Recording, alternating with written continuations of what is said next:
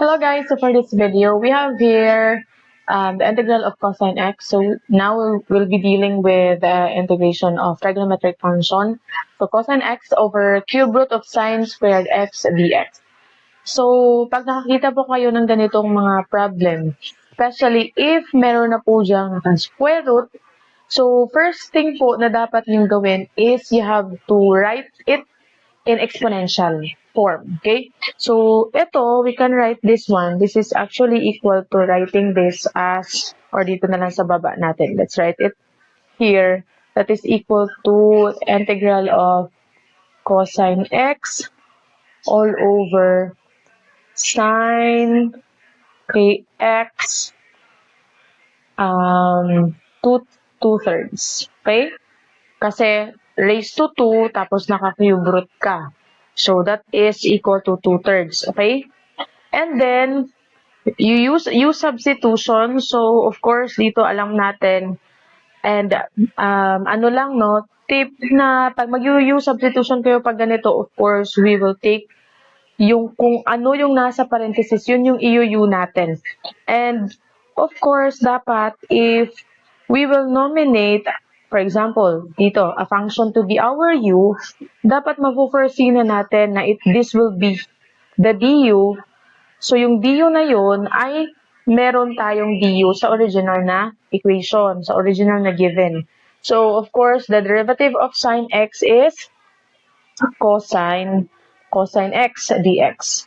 So, as you can see, sa original given, meron na po tayong cosine x dx dyan. So, hindi na kayo mahihirapan. So, if we will write this one in terms of u, it will now become du over u raised to 2/3.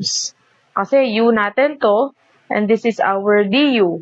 Okay, so raised to 2/3. This one, take note, ang iba kasi ina-ln to. Hindi po ito pwedeng i-ln ha, kasi meron po tayong raised to 2/3 dyan. So what you will do is the general power formula.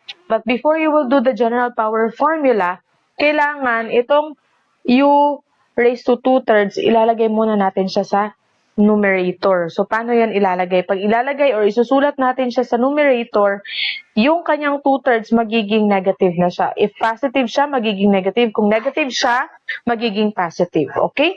So, ngayon kasi positive siya, as you can see, 2/3. So, kaya negative pag ilalagay natin siya sa numerator. Now, you can use your general power formula. So, magiging, ano yan, u negative 2/3 plus 1 all over negative 2/3 plus 1 plus c. Of course, let's not forget plus c. Okay, so, ang magiging answer niyan, dito tayo sa taas, that will become u raised to negative 2/3, okay, plus 1, it will become 1/3. Diba? So, positive 1/3 tayo. Okay, so, iba yan, 1/3. Okay, over 1/3 plus c. Of course, we can again write that one as 3u raised to 1/3 plus c. Kasi nga, meron tayong 1/3 dito. Itong 3, pwede natin yung ilagay sa numerator. Okay? Reciprocal, kumbaga. Then, let's substitute our u. So, that will become 3. Our u is itong si sine x. So, that will now be sine x raised to 1/3. Okay, 1/3 plus c.